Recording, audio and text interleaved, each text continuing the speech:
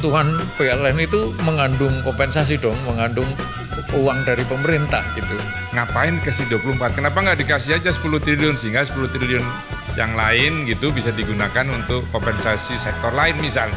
Ada 4 komponen biaya penyediaan yang naik. Jadi karena pemerintah menetapkan tidak naik ya bayar dong, kurang lebih begitu. Karena untungnya cukup besar, ada tantiem dong buat komisaris ya.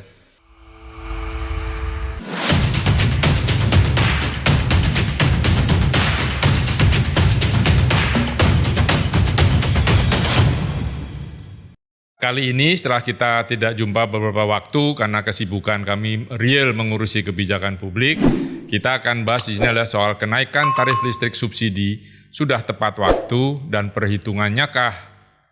Karena dalam beberapa minggu terakhir ini kan perdebatan soal kenaikan tarif listrik mengemuka di publik. Nah, kita akan bahas dengan partner saya, Pak Edi Haryoto, kebetulan bersama-sama saya di PH dan H Public Policy Interest Group. Mungkin saya akan tanyakan sekedar pembuka saja. Pak Edi, ini kan kalau kita ketahui konsumen PLN itu lebih dari 40% adalah golongan 400 sampai 900, di mana itu tarifnya itu sulit untuk dinaikkan karena tingkat kehidupan sosial ekonomi mereka. Nah sekarang kita mengenal di sistem petarifan kita itu ada subsidi, ya kan? Kemudian juga ada kompensasi. Ini dua hal yang menurut saya cukup membingungkan publik perbedaannya. Nah ini nanti Pak Edi bisa jelaskan secara jelas gitu dan simpel Pak. Dan kemudian juga pertanyaan selanjutnya, memang kita sudah tepat atau saatnya menaikkan tarif listrik golongan 400 sampai 900 VA ini? Ini pertanyaan saya persis kalau saya ditanya oleh wartawan, apakah ideal, apakah sudah tepat? Silakan Pak Edi. Ya, terima kasih Pak Agus. Saya menyebutnya saya kira karena tidak secara khusus mendalami PLN tetapi hanya kebijakan publiknya saja. Subsidi dan kompensasi tentunya berbeda Pak, itu sama dengan di kereta api dan sebagainya. Subsidi PLN ini adalah untuk listrik-listrik di daerah terpencil, di pedesaan yang kalau dibuatkan secara normal itu tidak akan sangat memberatkan masyarakat lah. Nah kalau kompensasi beda lagi, saya jujur aja juga agak confused nih. Ada kompensasi, ada PSO, Public Service Obligation kalau di kereta api yang kurang lebih mirip lah itu, tapi rupanya berbeda. Lebih bingung lagi mungkin bagi publik disebutkan kemarin laba PLN tahun 2021 13,1 triliun. Di halaman yang berbeda disebutkan subsidi atau kompensasi tadi untuk 2022 24 triliun. Sehingga dengan demikian dapat disimpulkan keuntungan PLN itu mengandung kompensasi dong, mengandung uang dari pemerintah gitu. Iya. Kurang lebih begitu. Nah rupanya kompensasi ini adalah kompensasi yang dimaksud di sini apabila ada 4 komponen nih Pak Agus. Ya.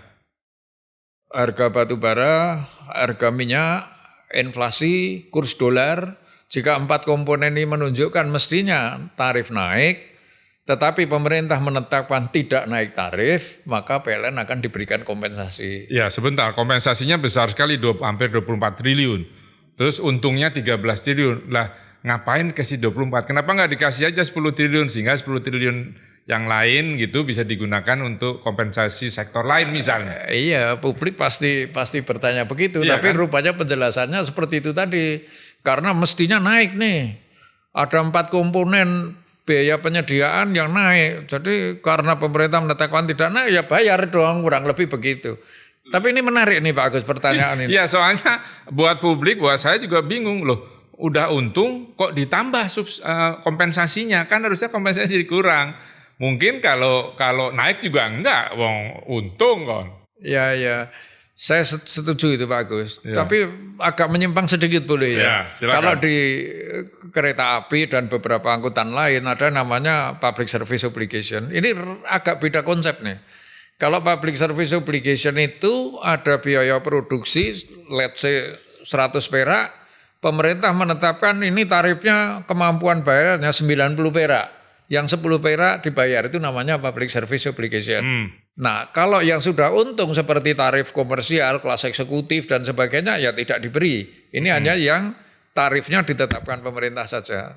Kalau kompensasi ini hanya ini mestinya naik loh gitu kan. Karena harga minyak naik, karena kurs berubah, karena harga batu bara naik, jadi mestinya naik. Jangan naik. Kamu saya kasih kompensasi, agak beda sedikit.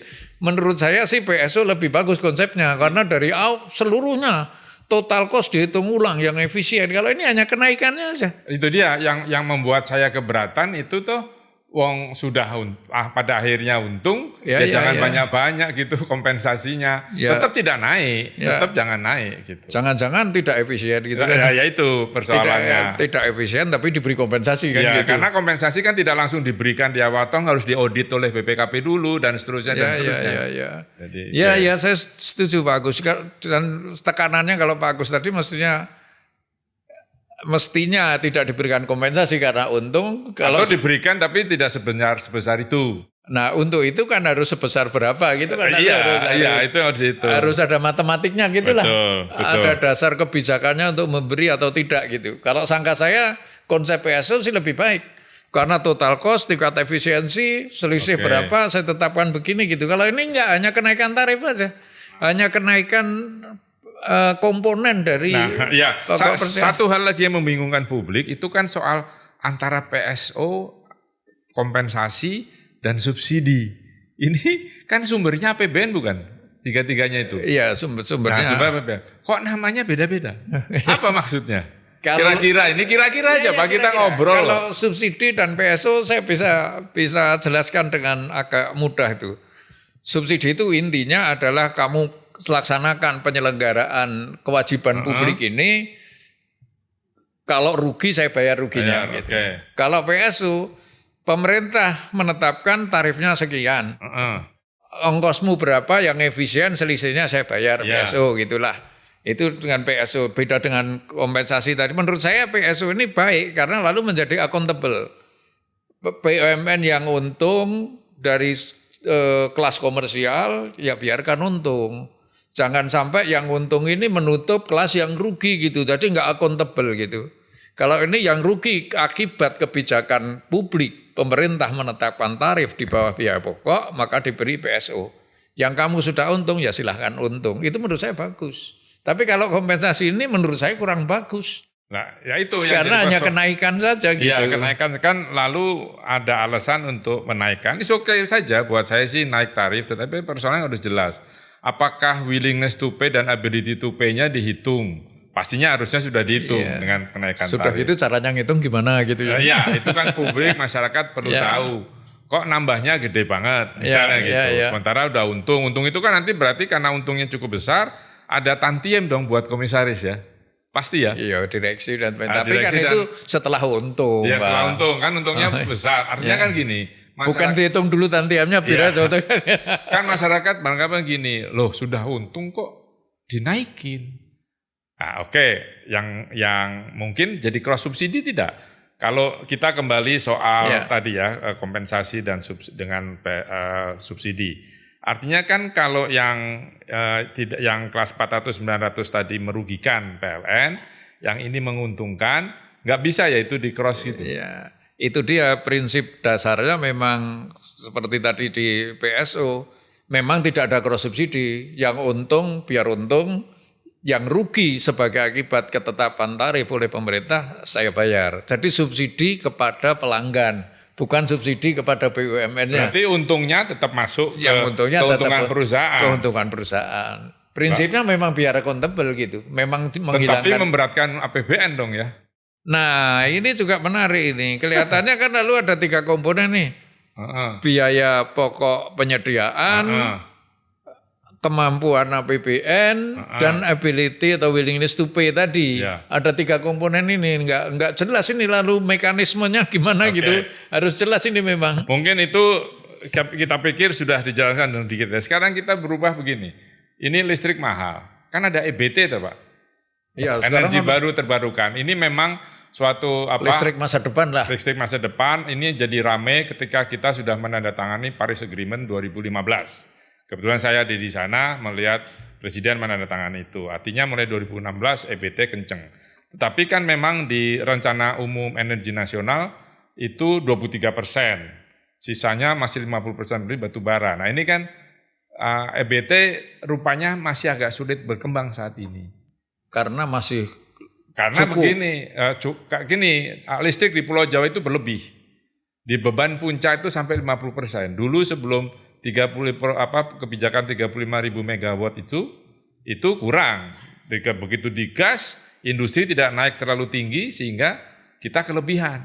Makanya EBT sulit Pak dikembangkan di Pulau Jawa. Ya, ngitung kosnya juga sulit tuh kayaknya sulit, tuh. Tadi harga batu bara, harga gas, minyak enggak ada hubungannya sama EBT kan ini? Enggak ada. Jadi memang ada upaya untuk memperlambat perkembangan EBT menurut saya di Pulau Jawa karena mahal.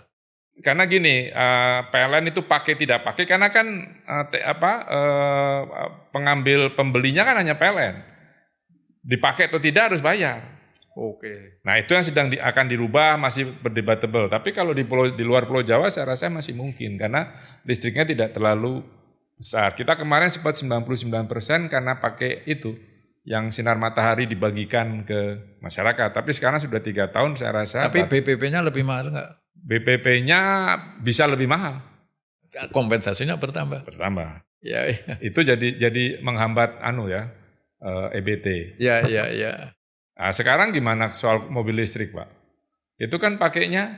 Ya, artinya kan perlu pembangkit listrik kan itu. Ya.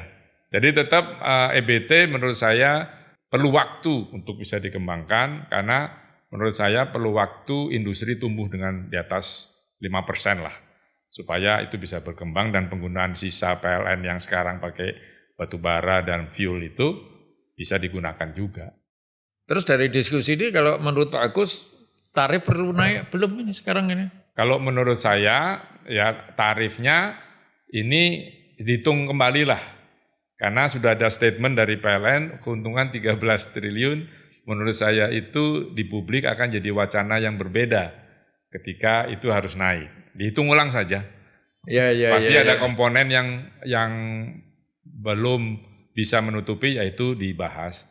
Harapan saya tidak lebih dari kan berkurang dari 24T itu.